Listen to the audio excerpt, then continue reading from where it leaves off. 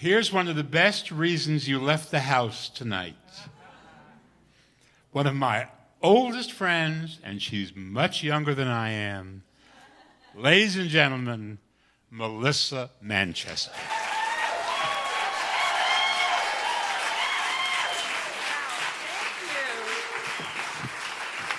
Honestly, this is, MARSHA, thank you for attracting this particular bunch. This is like the alumni of Reno Sweeney's. I saw you there.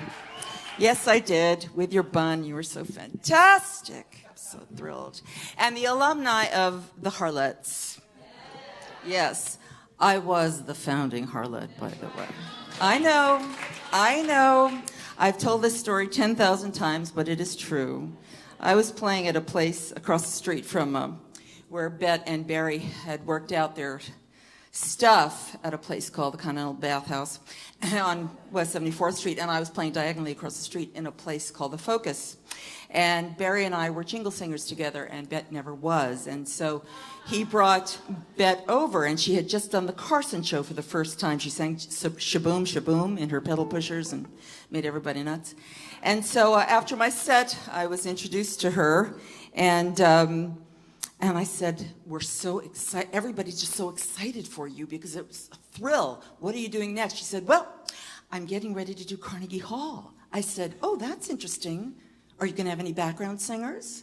And she took a beat and she said, I don't know, would you like to sing in back of me? And I said, no, actually, I'd like to sing instead of you. But in the meantime, I'll be happy to.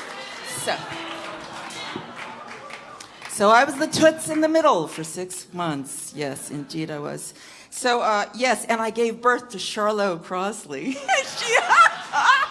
She took over from me. That's so fantastic. Well, MARSHA, this is an evening, this is a love fest. And we're all so here for you. You can just feel it, and everybody has brought such love and passion, including all of the musicians.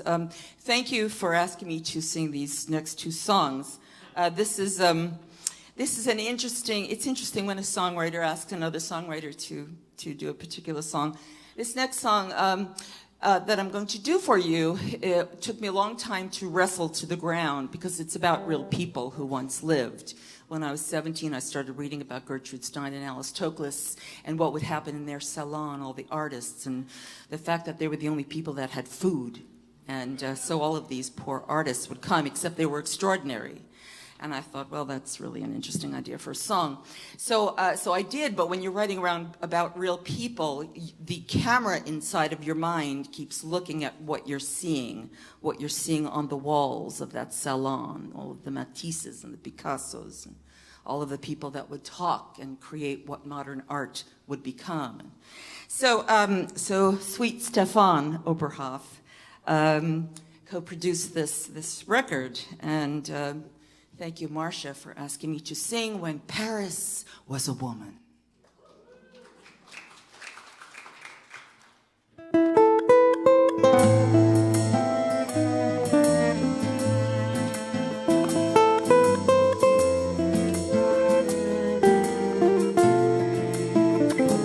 Afternoons on the Rue des Fleurs,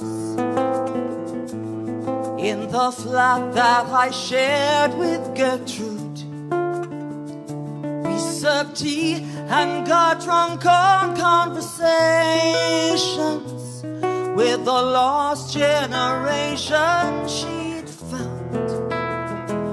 Hemingway, Picasso, and Matisse, Janet Flanner and Sylvia Beach. We were searching for unknown destinations. We were desperate to reach. We survived war, we carved our dreams to reinvent the world, it seems, as life unraveled at the seams.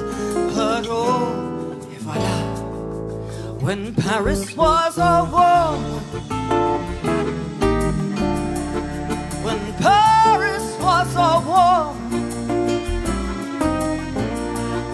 when Paris was a woman, she loved so well.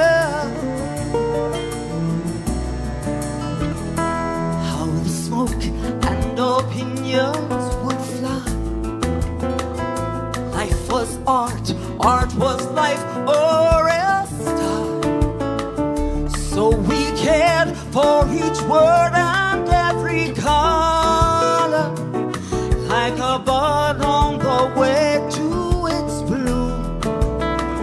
As the days blended into the nights, how we savored our city of lights. And we knew that it wouldn't last forever. But my God, what a ride when Paris was a war. When Paris was a war. When Paris was a war. She loved so well. She loved so well.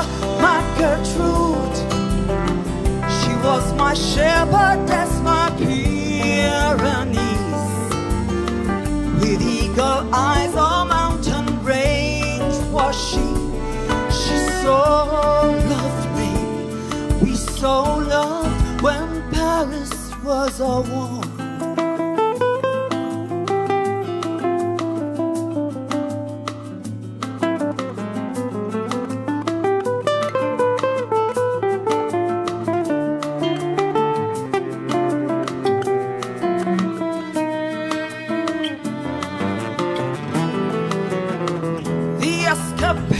The regalos, the geniuses, the gigolos, the legacy we left, who knows?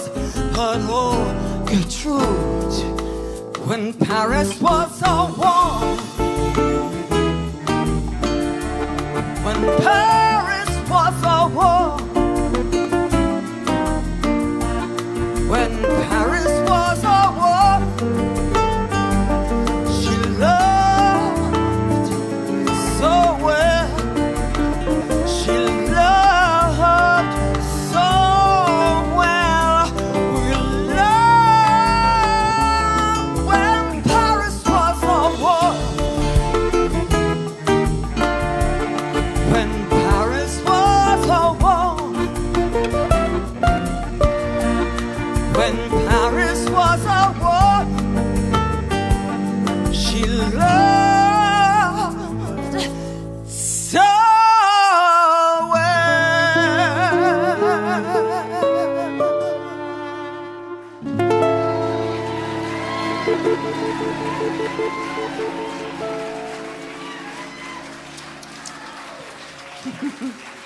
Thank you very much.